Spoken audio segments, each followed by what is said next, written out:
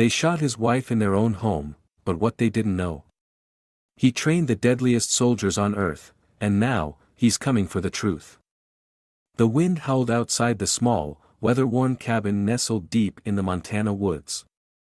Snow piled thick against the windows, and the only sound inside was the quiet ticking of a clock on the wall. Teig sat at the kitchen table, hands wrapped around a mug of lukewarm coffee, eyes fixed on nothing. It had been 10 years since he left the military, 10 years since he stopped training killers for the government. But the instincts, the tension in his spine, the constant scanning of shadows, those never left.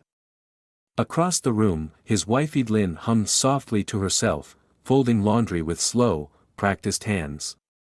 They didn't talk much anymore, not because there was anger, but because silence was their shared peace. Both had seen too much of the world, he from battlefields, she from waiting rooms and folded flags.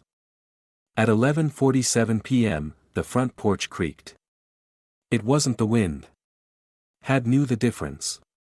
He stood slowly, silently, placing his mug down without a sound. His hand brushed the edge of the drawer, the one with the old revolver. Just in case. But he didn't reach for it yet. Then the door burst open. Flashes. Screams. Gunfire. The first shot hit the wall near his head. He ducked, shoved Edlin to the floor. She screamed, not from fear, but pain. Blood bloomed on her nightgown like ink in water. Her body jerked against his. He roared, not in rage, but in command. A sound so deep it silenced the storm of bullets. The intruders hesitated. Seconds, maybe less. Enough time for Had to grab the revolver and return fire, not to kill, but to drive them back. And then, silence again. Shouting from outside. Clear. Suspect down. Wait, wrong address. The words didn't register. Had was already on his knees, applying pressure to the wound in Edlin's side, his hands slick with her blood. Her breathing was shallow, but she was conscious. Her eyes found his, scared but alive. He didn't wait for the paramedics. He didn't trust the system. He carried her to the truck with a strength that came from something deeper than muscle, from love, from fury. As he drove, snow blurring the road ahead, his mind raced. They came into his home. They shot his wife. And they didn't even know who he was. But they would. The emergency room lights were too bright, too sterile, too calm for the chaos running through Hat's veins. Blood still stained his hands, dried at the edges and soaked into the sleeves of his jacket. Edlin was somewhere behind those double doors, surrounded by people in scrubs shouting orders he couldn't hear. He had driven through a snowstorm like a possessed man, his headlights slicing through white blindness, one hand on the wheel, the other pressed to her wound. Every bump in the road felt like it stole another second from her. Now, she was in their hands. He sat on a hard plastic chair, elbows on his knees, fists clenched. The hospital lobby smelled like floor cleaner and weak coffee. Nurses glanced at him with a mix of suspicion and unease. He was a large man, built like a statue carved from decades of war and pain. Black, silent, bloody, he looked like a threat. Not a victim. An officer approached him after 20 minutes. Young, clean-shaven, too new to carry the weight of nights like this. His name tag read Grant. He held a notepad like a shield. "Mr. Teague," he asked. Had didn't move. "Sir, I'm Officer Grant with the County Sheriff's Department. I need to ask you a few questions about what happened tonight." Had slowly looked up at him. His eyes were dark, cold, and still. "You want to ask me what happened?" His voice was calm. Too calm. "Your men broke into my house. Shot my wife. Didn't say a word. Didn't identify themselves. Didn't check the damn address." Grant shifted uncomfortably. "Sir, we believed the location was a known drug operation." "You believed wrong. Had stood now, and the officer involuntarily stepped back. What intel told you my home, was a drug house? What gave you the right to shoot before asking? I'm just here to gather information, Mr. Tague. Had stepped closer, towering over him. Then write this down, Officer Grant. I served 20 years. I trained men whose names you'll never know because they don't exist on paper. I buried friends who never got headstones. I built warriors. And now I'm standing in a hospital because your unit couldn't read a damn mailbox. Grant didn't answer. His pen hovered uselessly above the pad. A nurse appeared in the hallway. Hadrick Tague, she called. Your wife is stable. She's asking for you. Without another word, had brushed past the officer and followed the nurse down the corridor. His boots echoed in the hallway, each step like a verdict. His face didn't change, but inside, a storm had begun. It wasn't just about Edelin anymore. It was about every mistake they'd gotten away with. Every name buried under procedural error. The system had come for the wrong man. And it was going to learn what that meant. The snow had started to melt by the time Edelin was released from the hospital. Spring crept back into the Montana hills like a hesitant guest, but the chill inside Had's chest remained unmoved. He'd brought her home, helped her into bed, set her pills out in neat rows, and sat in the same chair every night, listening to the wind. Waiting. Thinking. The sheriff's department had gone quiet. No follow-ups. No internal investigation. No apology. Just the sterile, bureaucratic phrase "wrong address" during a high-risk warrant execution. Like she was collateral damage in a paperwork error. Had knew better. He spent his mornings tending to Edelin, and his nights digging. Every name in the incident report, every signature, every badge number, he memorized them. He read through old articles, obscure forums, and back channels from his days in covert operations. These weren't rookies who kicked in his door. They were part of a tactical unit with a reputation for aggression, the Cascade Response Group. Militarized. Secretive. Shielded. It was time to stop being quiet. Had called an old contact, someone he hadn't spoken to in years. Arlo Vance. Ex-cop. The kind who left the force when his conscience became a liability. He'd been stationed in Portland, ran internal affairs investigations until he uncovered a sex trafficking ring with ties to high-ranking officers. Then they smeared him. Demoted. Disgraced. Vanished. Arlo picked up on the first ring.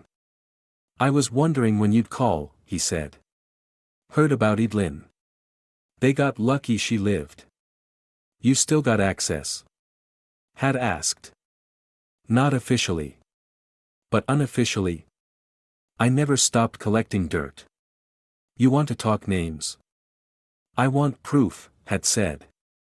Something they can't erase. Within a day, a thick encrypted file arrived in Had's inbox. It wasn't just the Cascade unit. It was everything: disciplinary records, use of force reports, whistleblower complaints. Had read it all, line by line, his jaw tightening with each case. Same patterns. Same men. Same lies. Lieutenant Grant had been the lead in at least 4 raids that ended in civilian injuries or deaths, all brushed under the rug. He couldn't do this alone. That's when he found Marnie Alder, a freelance journalist known for digging where others wouldn't. Her brother had been killed during a similar raid in Louisiana. Unarmed. Watching TV. The police said he lunged. The autopsy said otherwise. Had met her in a diner just off the highway. She was younger than he expected, late 20s, sharp eyes, voice like a razor. I read your story, she said as soon as he sat down. I also read the police version. They don't match. They never do, had replied. Why now? Why speak up? Because this time, they aimed at someone I love. And I know how to aim back.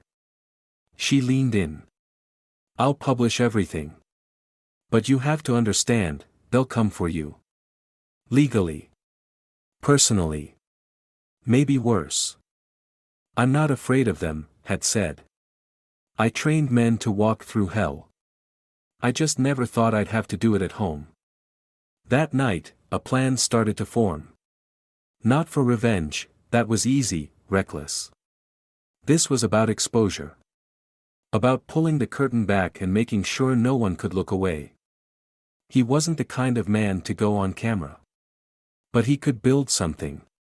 Connect people. Shine a light. He wasn't just a veteran anymore. He was a fuse. The basement beneath Arlo Vance's house didn't look like much from the outside, just a weathered hatch behind a rusting toolshed. But inside, it was something else entirely, a bunker of knowledge.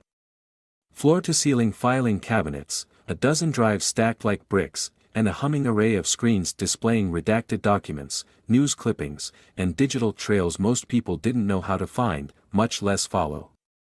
Had stood in the dim light, arms crossed, staring at a corkboard covered in string and photos. Arlo stood beside him, tapping ash from his cigarette into an empty whiskey glass. You see it now? Arlo asked.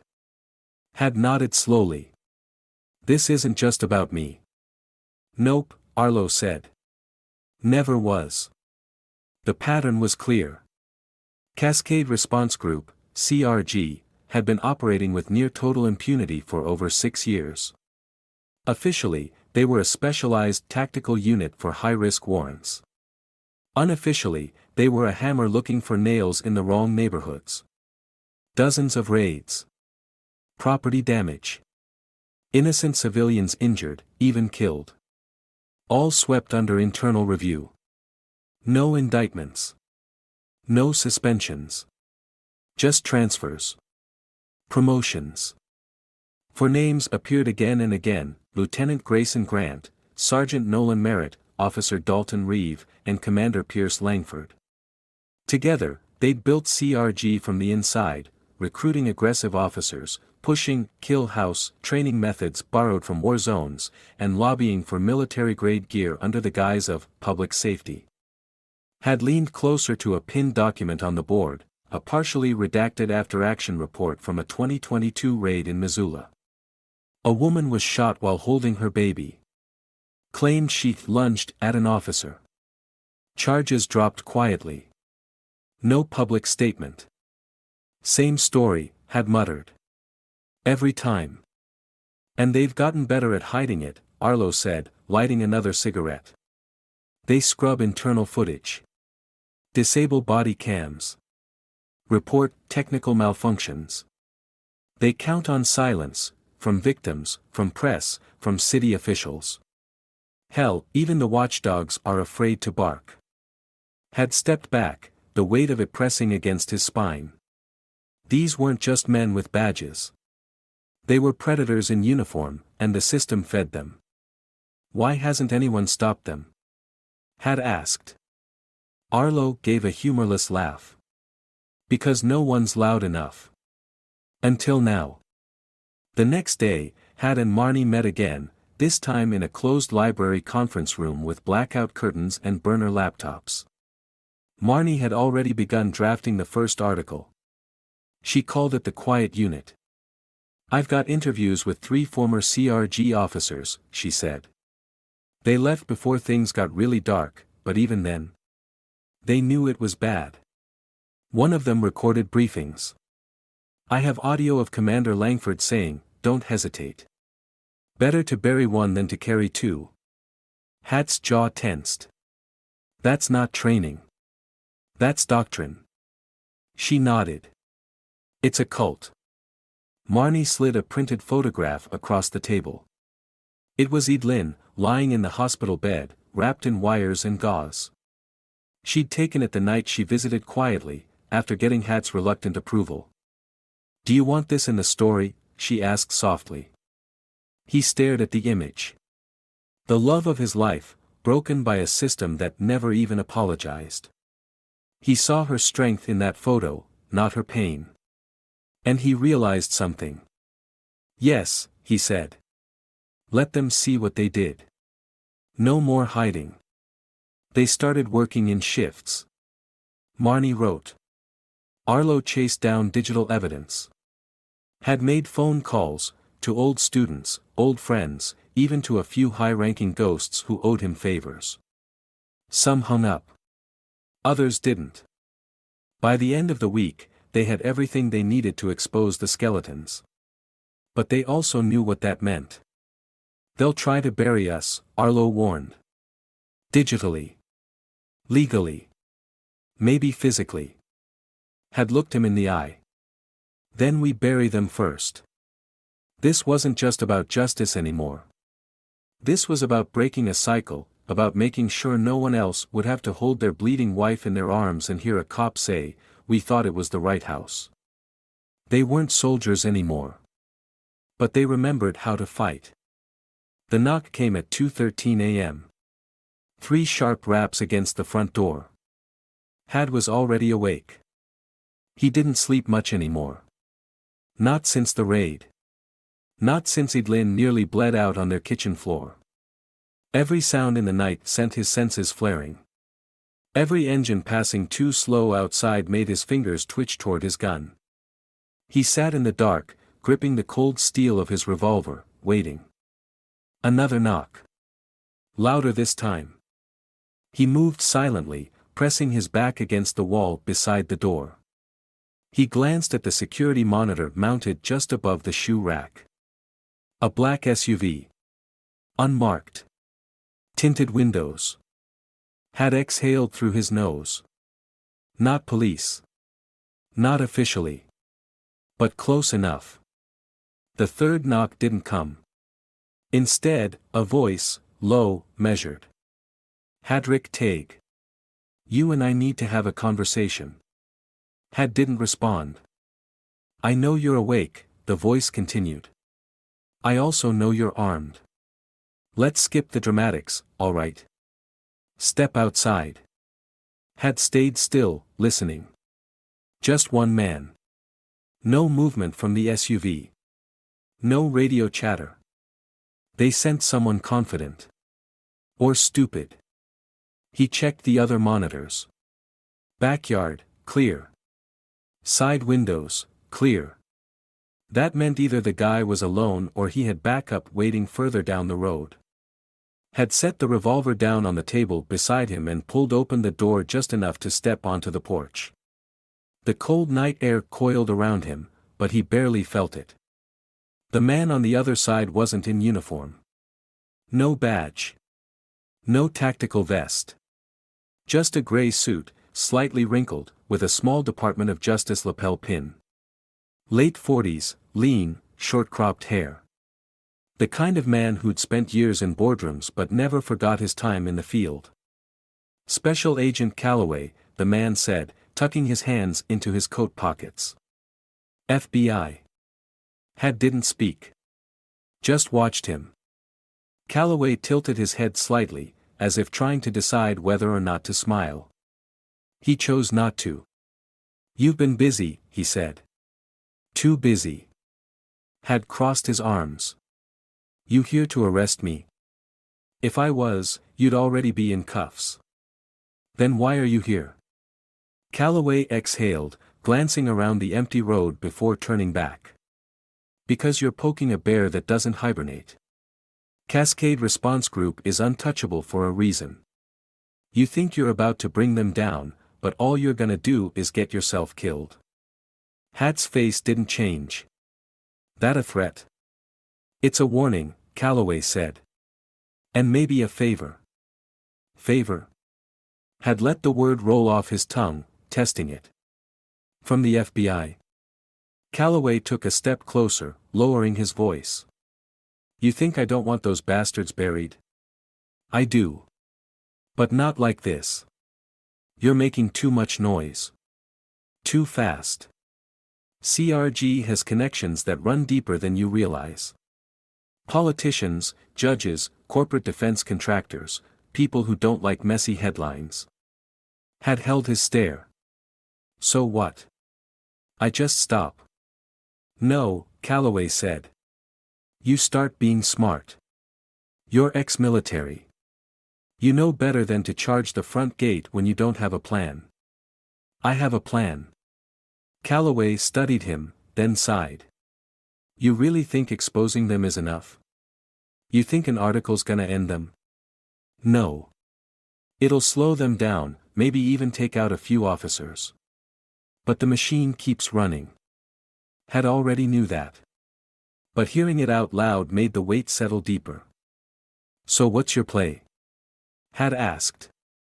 Calloway reached into his coat pocket, not fast, no sudden movements, and pulled out a small flash drive. He held it up between two fingers. There's a way to burn them from the inside, he said. This has financial records. Kickbacks. Unapproved funding streams. If you want to take them down, follow the money. Had took the drive without a word. Calloway straightened. You have a few days, maybe a week, before they push back hard. After that? All bets are off. He turned and walked back toward the SUV. The engine was already running. Tague, he called over his shoulder. Had didn't answer. You're not a cop, Calloway said. You don't have the luxury of backup. So be careful who you trust. Then he climbed into the SUV, and it pulled away, disappearing down the long, empty road. Had stood there for a long time, staring at the flash drive in his palm, knowing that the war had just changed. This wasn't just about CRG anymore. This was about who was protecting them. The clock read 3:47 a.m. by the time Had sat down at his desk, the flash drive lying motionless beside his laptop. The house was silent except for the distant hum of the refrigerator and the occasional creak of wood as the foundation settled. Edelyn was asleep in the other room, and for the first time in weeks, she looked at peace. Had ran a hand over his face, exhaustion pressing against the edges of his mind. He couldn't afford to sleep. Not now. He plugged in the drive. It took less than a second for the folder to appear on his screen, no encryption, no security prompts. Whoever Calloway was, he wanted Had to see this easily. Inside were dozens of files. Spreadsheets, wire transfers, internal memos stamped with government seals. Had clicked on the first document. A list of names, each attached to a series of payments. Some were cops. Others were state officials. A few were complete unknowns. His eyes narrowed. The money didn't just flow through Cascade Response Group, it fed them. Private security firms funneled millions into training initiatives, most of which weren't documented anywhere publicly. Defense contractors sent funds disguised as equipment grants. It was a pipeline, one that made sure CRG stayed operational with top-tier weapons, vehicles, and immunity. Had clicked on another folder labeled Operation Vigil. A video file. He hesitated, then played it. The footage was grainy, taken from what looked like a helmet cam. The timestamp placed it at 2 months before the raid on his house. A SWAT team, CRG, moved through a residential home. The audio crackled, but Had could hear the clipped voices of officers coordinating. They weren't moving cautiously. They were moving with certainty. A man appeared in the frame, hands up. I live here, my kids are asleep. Gunfire. Had's jaw tightened as the man crumpled to the floor. The body cam shifted wildly as the officer moved forward, stepping over the body without hesitation. Clear. Check the rooms. A woman screamed. More shots. Then, silence. Had exhaled slowly, fingers gripping the edge of the desk so tightly his knuckles turned white. The date on the video, November 18th, matched a small news article he had seen buried months ago. Police raid turns deadly after suspect allegedly resists arrest. The suspect had been an unarmed father. Had forced himself to keep watching. He had to see it. He had to know. Another officer entered the frame. His face was partially visible as he looked down at the man he had just killed. Even with the low quality, had recognized him. Lieutenant Grant. Had clenched his jaw so hard it hurt. They had been doing this for years. And they had been getting away with it. He closed the video, breathing slow and measured.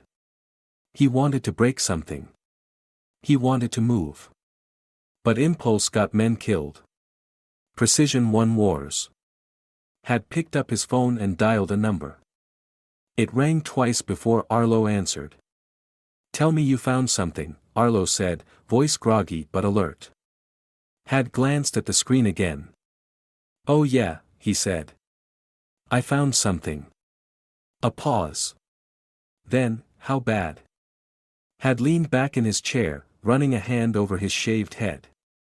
"Worse than we thought. This isn't just a rogue unit. It's a funded operation. Money, government backing, total immunity. I've got names. Transactions. And a video." Arlo was quiet for a long moment. "You know what happens when we put this out there, right?" "Yeah," Had said. "And I know what happens if we don't." A sigh. "Marnie needs to see this. We need to get ahead of the blowback." Had was already moving, already thinking 3 steps ahead. "I'll send her the files," he said. "You start pulling favors. I want this on every journalist's desk that still has a spine." Arlo hesitated. "Had, they're gonna come for you first." Had's lips pressed into a thin line. He knew that.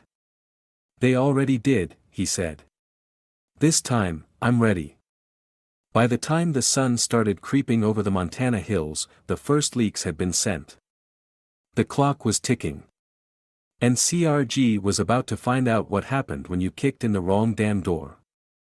The first news article dropped at 8:42 a.m. By 9:15, 3 more outlets had picked it up. By noon, the story was viral. Secret police unit tied to illegal raids and civilian deaths, leaked FBI files expose corrupt task force. The headline blazed across screens from New York to Los Angeles, each report pulling apart the web of corruption Had, Arlo, and Marnie had spent weeks untangling. The financial records. The sanctioned murders disguised as operations. The video of Lieutenant Grant shooting an unarmed father in cold blood. They had laid it all bare. Had sat in the corner of Arlo's small office, eyes locked on the TV screen as a political analyst tried to make sense of it. A disturbing pattern of unchecked violence within the Cascade Response Group, funded through government loopholes and private security firms. As of this morning, Lieutenant Grant and several high-ranking officers have been placed on administrative leave pending further investigation. The Department of Justice has yet to release an official statement. Arlo leaned back in his chair, boots propped up on the desk, smirking.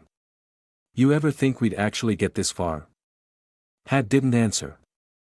His focus was on the scroll bar at the bottom of the screen.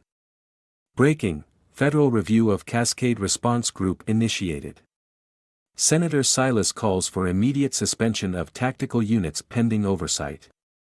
The walls were closing in on CRG. The world was watching now. And when the world watched, people at the top started scrambling. Had's phone vibrated. A new message. "Marnie, DOJ just scheduled a press conference for 3 p.m. Sources say Grant is lawyered up. Langford too. It's happening." He exhaled slowly. It wasn't over, but it was moving. Then, another vibration. A different number. One he didn't recognize. "Unknown, you should have stayed quiet." Had's jaw tightened. He turned the phone toward Arlo. "They're getting desperate." Arlo glanced at it, unimpressed. "Yeah, well, desperate men make mistakes." Had wasn't so sure. Marnie had gone underground for the next 24 hours, working with contacts to ensure the documents were duplicated and distributed. If they tried to silence one source, 10 more would replace it. But that didn't mean CRG wouldn't retaliate. They still had resources. They still had reach. And they still had men who didn't play by the rules. At 2:07 p.m., Hat's phone rang again. This time, it was Edlin. He answered immediately. "You okay?" Her voice was calm but tight. "There's an SUV parked down the road. 2 men inside. Haven't moved in the last hour." His muscles coiled. "You at the house?" "Yeah. Doors are locked. I've got the shotgun." Had was already moving, grabbing his coat, his keys, his gun. "I'm on my way. Don't open that door for anyone but me." Arlo sat up. "What's wrong?" "Unmarked car outside my house," Had said. "Edelin's inside." Arlo cursed, already reaching for his own firearm. "We rolling or are we waiting for them to make the first move?" "We're rolling," Had said, and they were out the door before the next news report could finish. By the time they reached the house, the SUV was gone. No tire tracks. No evidence they had been there at all. But Had knew better. They were watching. Waiting. The war wasn't won yet. But now, the enemy was on the defensive.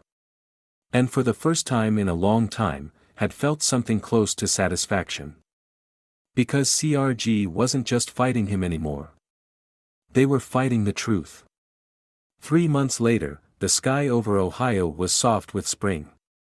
The air smelled like damp soil and wild grass, and the wind rolled gently across the open fields that surrounded the new home. It wasn't much, a 1-story farmhouse tucked at the edge of a forgotten road, but to Had and Edlin, it was everything. The nightmares didn't come as often now. The flashbacks still lingered at the edges of sleep, but they no longer gripped Had by the throat when he opened his eyes. Edlin was healing too, slowly, but with steady steps. The bullet wound had scarred both her body and their life, but she had found ways to laugh again. Sometimes they sat on the back porch in the quiet, saying nothing, just watching the world exist without violence. The storm had passed. CRG no longer existed. The task force was officially disbanded after the DOJ investigation, its members placed under federal review. Lieutenant Grant had been arrested 2 weeks after the leaks, charged with manslaughter and obstruction of justice. Pierce Langford, once untouchable, was now under indictment for conspiracy and unlawful military contracting. Half a dozen other officers were stripped of their badges. Marnie's article series, The Quiet Unit, had earned national recognition. She didn't want fame, but she used the attention to start something bigger, a foundation to support victims of militarized policing. She named it after her brother. Arlo went off the grid again after the dust settled, said he preferred the silence. He left behind a drive for Had, full of classified data he hadn't used yet, with a note, just in case the world forgets again. But Had wasn't interested in fighting anymore. Not like that. He had done what he came to do. One evening, as the sun dipped low over the horizon, Edlin walked out onto the porch with 2 mugs of coffee and sat beside him. Her hair was longer again, pulled into a loose braid. The bruises had faded. The fire in her eyes hadn't. "You still thinking about them?" she asked. He shook his head. "Not tonight." She handed him a mug and leaned into his shoulder. "Good." They sat in silence for a while, watching a few birds sweep low over the grass. In the distance, a dog barked. Somewhere even further, a child laughed. It was the kind of sound Had never heard in the field. Pure. Untouched. He looked down at Edelin's hand wrapped in his and realized something he hadn't dared believe for a long time. They were safe. Not forever. The world was still dangerous, still broken.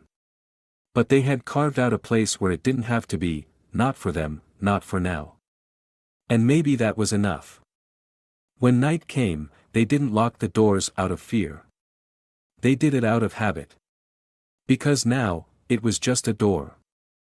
Not a line between war and peace. Not a front to defend. Just a door between a quiet house and a quiet world. And behind it, a man who had trained killers, faced injustice, and refused to be silenced, not with rage, but with truth. Hadric Teig had come home. And this time, home had come with him. In writing this story, I wanted to explore what happens when a man shaped by war is forced to confront a quieter, more insidious kind of violence, the kind that wears a badge, hides behind red tape, and destroys lives without ever stepping onto a battlefield. Hadric Teig is not a hero in the traditional sense. He's a man who tried to leave behind everything he was trained to do, only to find that silence was never going to protect the people he loved. What makes this ending powerful to me is not the exposure of corruption or the fall of a brutal task force. Those things, while important, are not the true victory. The real triumph lies in Had and Idlin reclaiming peace. In a world where justice often feels impossible, where power protects itself and people become statistics, choosing to live, quietly, honestly, and without fear, is revolutionary in its own way. This story is about the fight for truth, but even more so, it's about survival with dignity. It's about the cost of violence, not just on the body, but on the soul, and the long road back from it. Had didn't win by becoming what he once was again. He won by protecting the person he loved, telling the truth, and then walking away from the fire he helped set. That's the kind of ending I believe in, not perfect, not clean, but earned.